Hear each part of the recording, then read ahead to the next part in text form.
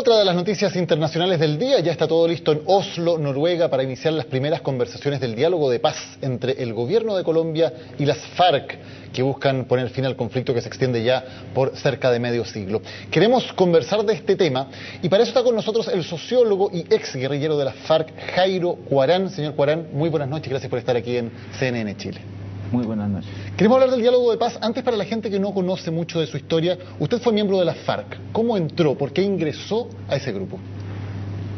Bueno, esa es una historia bastante larga, pero sobre la que hay que decir es que hay una época trágica de la historia de Colombia que se conoce como la Guerra Sucia,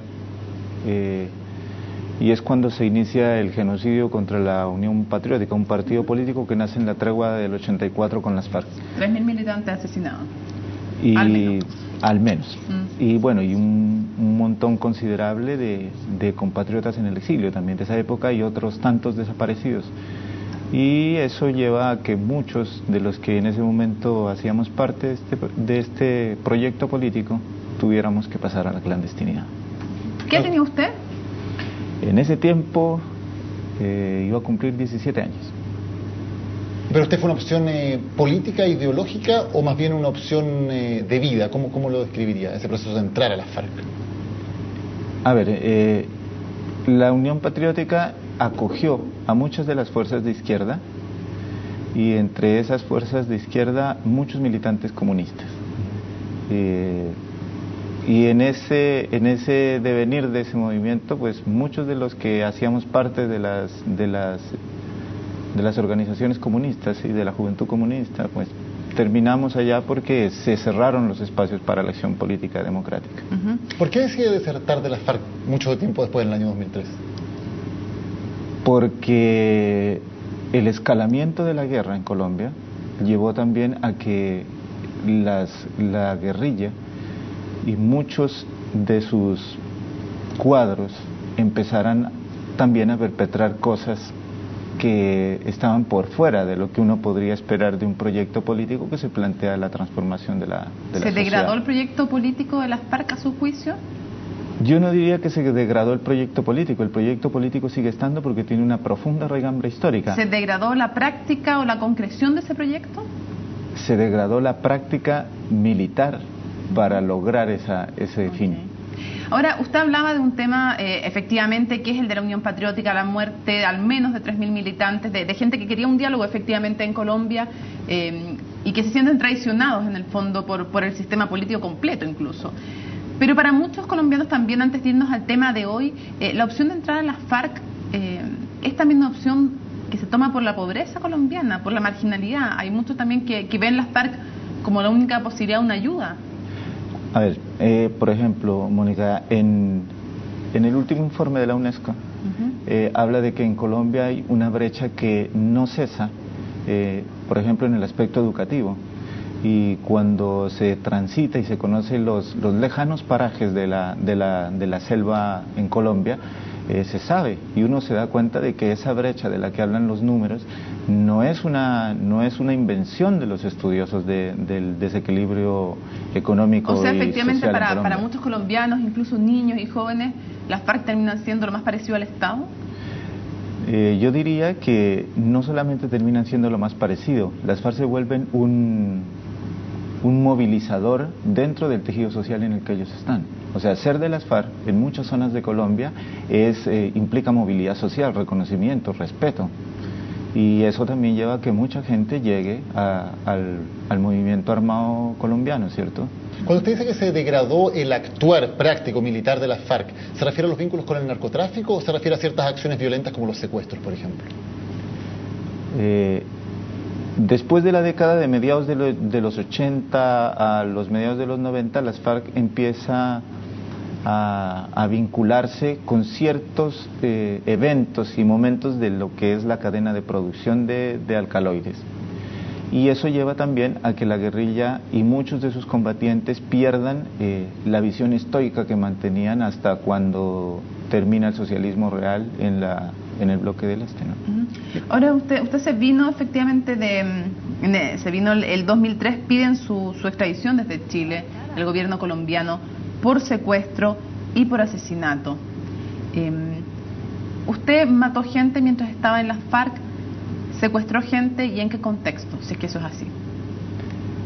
Mira, no. Realmente yo lo que hice, mi tarea continuó siendo siempre política. Yo estuve trabajando, ¿cierto?, con comunidades afrodescendientes, con comunidades indígenas, con campesinos, fundamentalmente en el proyecto que las FARC crea, que es el Movimiento Bolivariano por la Nueva Colombia. ¿Nunca estuvo en un enfrentamiento? Estuve en medio de hostilidades porque, qué sé yo, o sea, si una columna guerrillera es atacada desde el aire, igual tienes que guarecerte en alguna parte del enfrentamiento. ¿Pero disparó, nunca tomó un arma mientras estuvo en las FARC?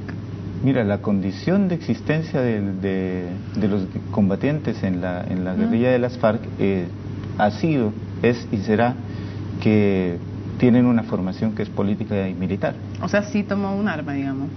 En todos los eventos, claro, hay partes del entrenamiento que es necesario conocer porque de eso depende tu vida en medio de la guerra. ¿Y participó en secuestros también?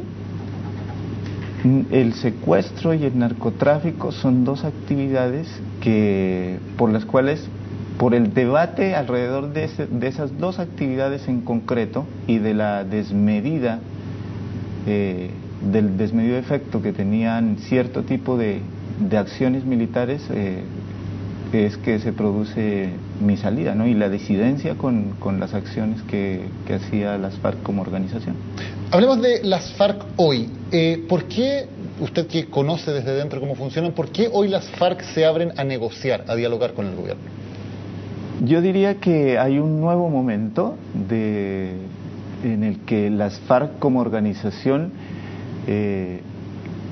la generación que está hoy al frente de las FARC es una generación que es más joven. Han desaparecido en los últimos años, buena parte de los cuadros históricos, no solamente en el Secretariado Nacional, sino también en los frentes, en los bloques, y eso lleva también a que haya una reformulación, digámoslo así, en la visión del proyecto histórico que tenían las FARC. ¿Tiene relación también con unas FARC más debilitadas, que han perdido buena parte de sus líderes, que se sienten más acorraladas por el Estado colombiano, y en esa situación un poco límite es que ellos dicen, bueno, lo que nos queda es negociar ahora? Yo no diría, si uno ve las estadísticas que hay de enfrentamientos por parte de los actores de conflicto, ¿no? Y llámese FARC y Ejército de Colombia, la intensidad del conflicto se ha mantenido. Y eso es una clara muestra de que no están hablando con una guerrilla que haya sido derrotada militar y políticamente. Pero lo que sí ha cambiado es la visión y el estilo de conducción del conflicto. ¿Pero no consideraría que están más débiles que antes las FARC? O sea, han sufrido el descabezamiento sistemático de 1, 2, 3 de sus máximos líderes, y me imagino que eso, junto con el avance del Estado, produce algún efecto. Bueno, las mismas FARC reconocen que solamente una visión demencial llevaría a no reconocer que las pérdidas de los cuadros que han tenido no, digámoslo así, no significan algo, significan, pero no es, a mi modo de ver, no es lo que lleva a las FARC a negociar. No es lo que lleva, y ustedes tampoco están vencidas. Ahora, ¿están unificadas bajo un liderazgo potente? ¿En qué sentido se lo pregunto y por qué? Porque uno se cuestiona si realmente tienen un liderazgo unificado de tal manera que la negociación que se haga con estos personeros implique que una vez que se llegue a un acuerdo, si es que se llega, realmente el resto diga dejamos las armas, y no comience una dispersión en que unos digan no estamos de acuerdo con lo que acordaron, no queremos nosotros dejar las armas. ¿Hay realmente un liderazgo unificado que sea capaz de concretar los acuerdos? Yo diría que una ventaja histórica de las FARC como organización por sobre otros proyectos político-militares que hay y hubo en Colombia es que el mando colegiado que tienen y la unidad de mando que tienen se ha mantenido a pesar aún de tener unas situaciones muy críticas en el plano de la ofensiva estratégica que ha desarrollado el gobierno de Colombia. ¿O sea, usted cree que sí, efectivamente, si se llega a algún acuerdo, van a lograr que las bases se desmovilicen? Yo creo que sí. ¿Qué posibilidad de éxito le ve usted a las negociaciones? ¿Es optimista o cree que es difícil que se pueda llegar a un acuerdo? Yo soy optimista de las negociaciones por varias razones. La primera razón es porque este proceso, en contravía de lo que sucedió con otros procesos en el anterior, sobre todo en el del Caguán, la prensa ha jugado un papel de espectador, ha estado más alejado, no ha sido el show publicitario de los diálogos del Caguán, y tampoco ha sido una...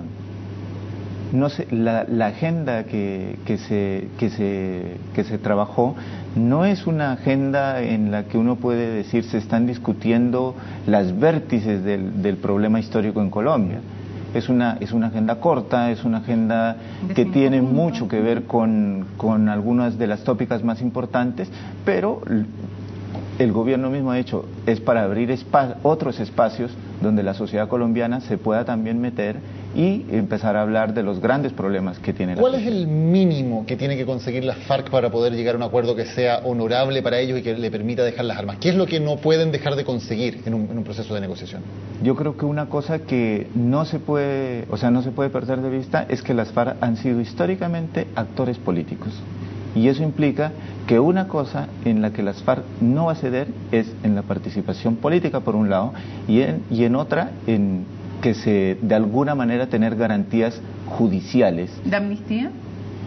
Yo no creo que en este momento en el mundo, con la Corte Penal Internacional, con la presión de organismos tan importantes como la Human Rights Watch, se pueda pensar en que no va a haber